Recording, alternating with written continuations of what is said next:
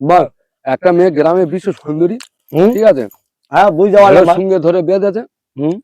এবার দেওয়ার পরে হেরোর মোটে গাছ কাটতে দিচ্ছে না।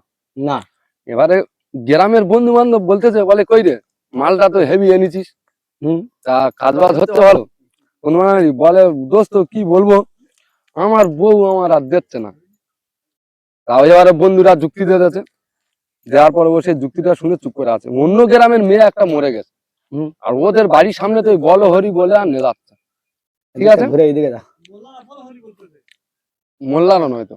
তা এবারে বল হরি বলে দিয়ে চল যাচ্ছে। এবারে যখন যাচ্ছে ছেলেটা তো হেরো পাগলা, ঠিক আছে, এই তখন বলতেছে, বলে বলে ভাই মরিটা লাভা কি হয়েছে শুনবো।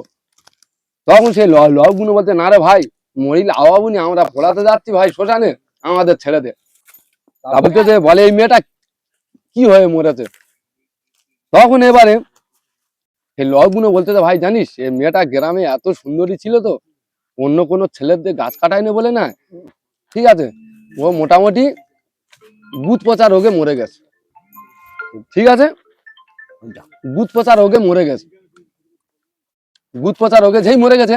এই মেয়েটা শুনে মাত্রনি জানলার বাড়িতে শুনতেছে যে আমি তাহলে তো বে করছি অনেকদিন আমার স্বামী দেয়নি, তাহলে আমি যদি বুধ পচা রোগে মরে যাই, এবার খাই ডাকতেছে যে তুমি তাড়াতাড়ি ঘরে এসো। এবার বলতে কি বুধ না ওয়াশ করলে ও যদি বুধ পচা রোগে মরে যায়, আর এ তো খারাপ ছেলে মানে দিয়েছে, এ তো চুদতে দেয় না। এবার এ তখন বলতেছে, বলে ঠিক আছে তুমি তাড়াতাড়ি ঘরে এসো। ছেলেটা খালি ডাকতেছে তুমি এসো না, বলে থাম দাঁড়া না শুনি না কি হয়, মেয়েটা মরলো কি কারণে মরলো, ঠিক আছে। বন্ধ কর।